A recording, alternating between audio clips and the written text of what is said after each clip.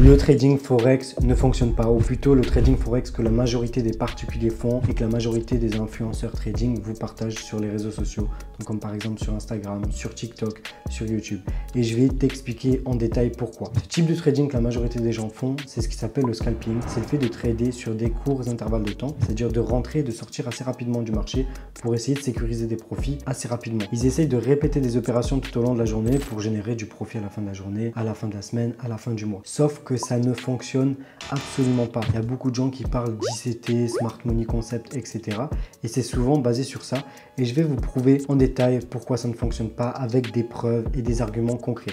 Donc on passera juste après sur mon ordinateur et je vais te montrer tout ça. Donc je sais que dès que je m'attaque à ce genre de stratégie miracle, je vais me faire insulter dans les commentaires. C'est pas grave, c'est avec grand plaisir. Mais ceux qui auront un petit peu de jugeote, ils vont se rendre compte que tout ce que je vais leur expliquer dans cette vidéo, c'est réel. Et par exemple, quand je parle d'ICT, Smart Money Concept, c'est des gens qui ne cessent de dire que les banques essayent d'absorber la liquidité des traders retail, c'est-à-dire des traders particuliers, alors que c'est absolument impossible. Juste dites-vous ça en tête. Pourquoi?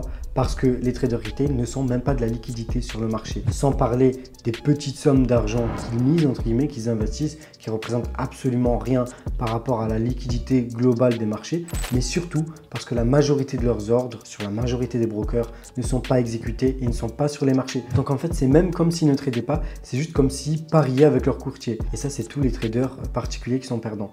Donc c'est juste impossible ce qu'ils vous racontent, qu'on se fait absorber par les banques, que les banques cherchent à toucher nos stop loss pour absorber notre liquidité. Bref, ceci étant dit, maintenant je vais t'expliquer, je vais vous expliquer en passant sur mon ordinateur en détail pourquoi est-ce que le scalping et le trading sur des courtes unités de temps ne fonctionnent pas. En tout cas, pourquoi est-ce qu'il y a très peu de chances pour que ça fonctionne. Pourquoi est-ce qu'en faisant ça, vous mettez les probabilités contre vous. Et justement, le but du trading, c'est de mettre les probabilités de son côté. Donc c'est super important de rester jusqu'à la fin de cette vidéo et de la partager à tous vos amis qui sont en train de faire du trading, qui se lancent. Parce qu'en général, quand on se lance, quand on commence, on a tendance à se tourner, à se pencher vers la facilité ou vers l'objet qui brille, ce qui donne envie de gagner de l'argent rapidement et facilement. Et en général, c'est le scalping et c'est très dangereux. Bon, allez, on passe sur mon ordinateur, on va voir tout ça. C'est parti.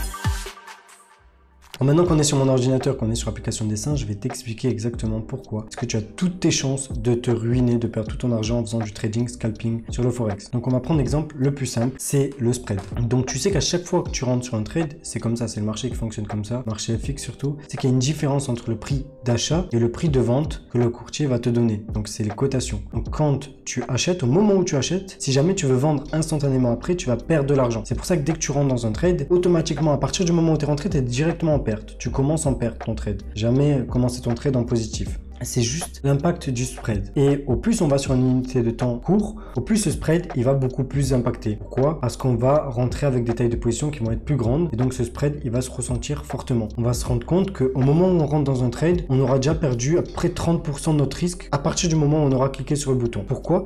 Je vais donner un exemple concret. Là, par exemple, on est sur GBP NZD.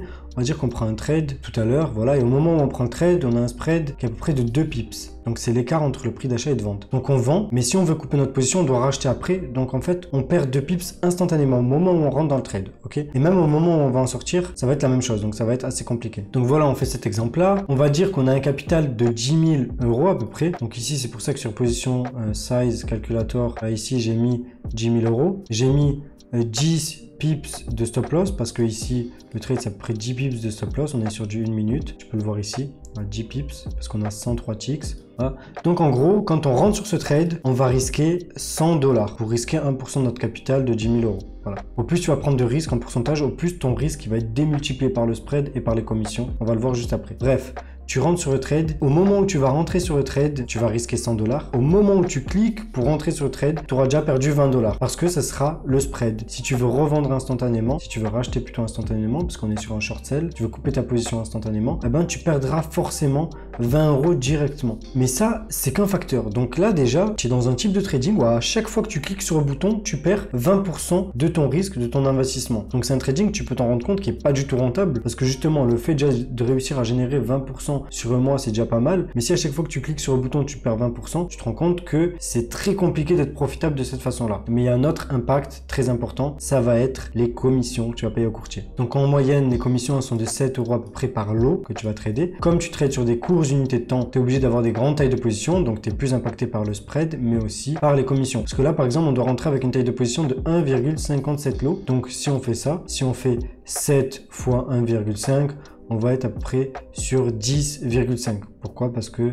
voilà, on va payer 7 € pour le premier lot et pour le demi-lot, l'autre demi-lot, on va payer 3,5. Donc on va déjà perdre 10,5 de plus. Donc en fait, au moment où tu rentres sur le trade, tu as déjà perdu à peu près 30 € alors que ton total de risque, il va être de 100 €. Donc tu te rends compte que ça a clairement aucun sens. Tu te positionnes sur un trade, regarde, à chaque fois que tu cliques sur le bouton, là par exemple, on va dire t'achètes, ton stop loss il est là, ton objectif il est là. Mais en réalité, c'est comme si tu rentrais à ce niveau de prix. Ouais, c'est comme si tu étais téléporté parce que tu perds tellement avec le spread, avec les commissions, que en fait, ton risque to reward ratio, il est ultra altéré par ce spread et par ces commissions. À chaque fois que tu cliques sur un bouton, tu perds 30% par exemple. 30%, je sais pas si tu te rends compte de ce que ça représente. Comment est-ce que c'est possible de gagner de l'argent si à chaque fois que tu cliques, tu perds 30%. Bref, c'est aussi simple que ça. Le scalping, c'est le type de trading où il y a quasiment aucune chance d'être rentable parce que tu as tous les facteurs qui vont être contre toi. Il y a le dernier facteur le plus important. Donc là, on a vu le premier facteur qui est le spread. Donc on va les écrire ici, comme ça tu vas t'en souvenir. Ok. Deuxième facteur, c'est les commissions, les spreads, les commissions. Et quel est le dernier facteur? Le dernier facteur, c'est la psychologie et la difficulté du trading. Que tu es soumis à beaucoup plus d'émotions quand tu vas trader sur des courtes unités de temps. Parce que tu es tout le temps là devant ton ordinateur, tu vois les mèches bouger dans tous les sens et surtout, les mouvements, ils vont pas forcément être représentatifs d'une conjoncture générale. Je m'explique, on va voir ça directement ici. Si on va sur des time frames inférieurs, on sait qu'au plus on est sur un time frame grand, au plus les niveaux de support, de résistance, la dynamique du prix, elle est plus facile à comprendre. Au plus, les éléments qu'on va pouvoir tracer sur nos graphiques, l'analyse qu'on va pouvoir faire, elle aura un sens. Au plus on va sur une unité de temps court, au plus en fait on est soumis un petit peu à toutes les transactions des intervenants, au marché en général, et au plus en fait tout ce qui peut se passer n'a absolument aucun sens. Et donc quand on veut essayer de rester solide avec plein de mouvements qui n'ont aucun sens, qu'on n'arrive pas à comprendre, ça va être très compliqué. Donc regarde, on va repasser sur du 1 minute, ici. Quand on se positionne, à chaque fois qu'on se positionne, eh ben en fait tout est remis en question en permanence. Par exemple, imaginons qu'on se positionne ici, voilà, tout à l'heure, parce qu'on voit que le prix casse cette sorte de double bottom ici. On met notre stop loss juste en dessous de la neckline, voilà, ici. Ici, on va dessiner la ligne de coup. On met notre objectif au niveau près de l'ancien sommet parce qu'on se dit que c'est cohérent. Peut-être on trace une trendline, voilà. Ce qui est logique, c'est qu'on trace une trendline.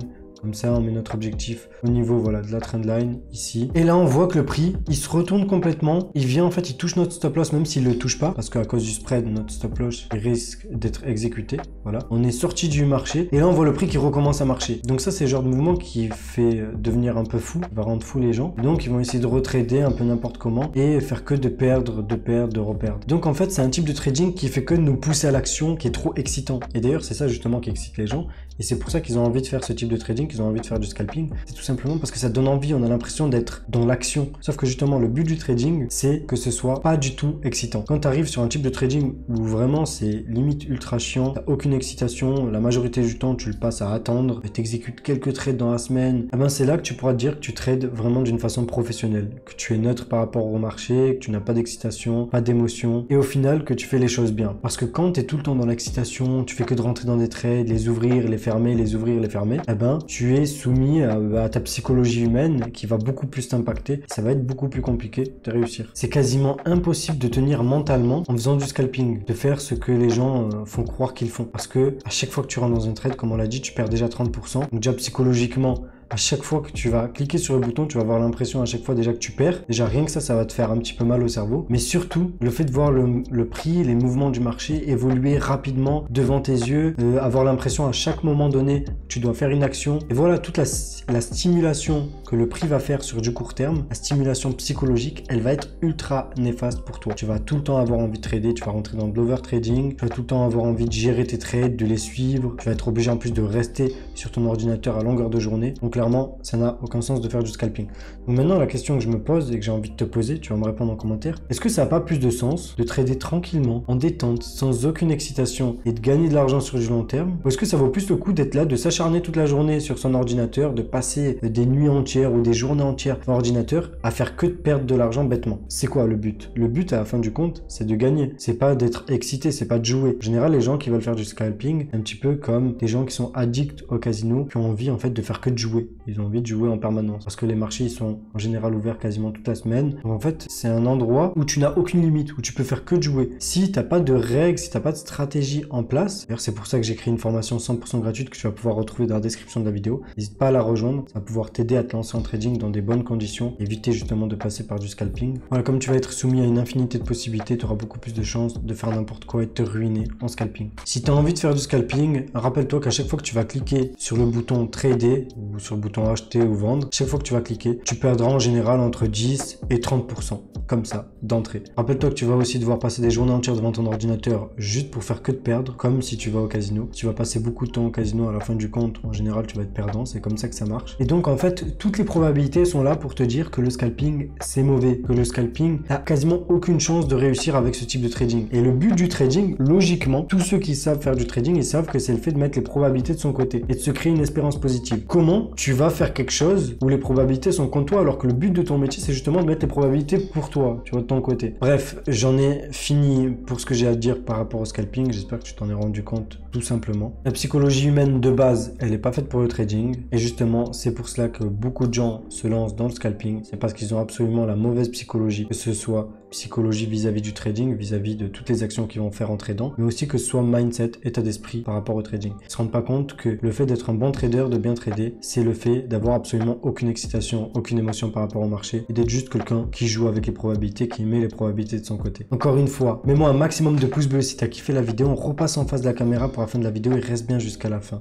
Allez, c'est parti. Écoute, j'espère vraiment que cette vidéo t'a plu et surtout qu'elle t'a ouvert les yeux sur un phénomène qui est de plus en plus répandu, qui est le scalping et qui ne fonctionne pas. Si jamais c'était le cas, mets-moi un maximum de pouces bleus juste en dessous. Si jamais tu veux approfondir ton trading, pousser un petit peu tes recherches, n'hésite pas à checker dans la description de ma vidéo. Tu vas avoir plein d'éléments utiles, comme par exemple l'accès à mon programme, à ma formation 100% gratuite, dans laquelle tu vas pouvoir apprendre plein de choses autour du trading et dans laquelle en fait tu vas pouvoir commencer à avoir des résultats un peu solides, contrairement à tout ce que les gens te vendent sur internet et même te font payer. Ce qui est dommage avec cette formation gratuite, c'est que déjà j'ai pas pu faire quelque chose de complet pour pas dégrader la qualité du contenu que je vends d'une façon payante, d'une façon privée. Mais surtout, ce qui est dommage, c'est que comme c'est gratuit, la majorité des gens ne s'engagent pas, ne regardent pas le contenu jusqu'à la fin. Donc il n'y a pas beaucoup de taux de réussite parce qu'en fait, les gens négligent le travail alors que j'ai mis beaucoup de temps à la sortir. C'est pour ça que j'ai aussi une formation privée qui est maintenant disponible uniquement sur candidature. Donc n'hésite pas à cliquer aussi sur le lien dans la description et tu peux essayer de laisser ta candidature et peut-être que tu auras la chance d'être sélectionné et de pouvoir rejoindre le programme de formation privée. Voilà, ça te coûte rien de postuler. Par contre, il y a des personnes qui sont refusées tout simplement parce qu'ils n'ont pas le bon mindset, pas le bon état d'esprit.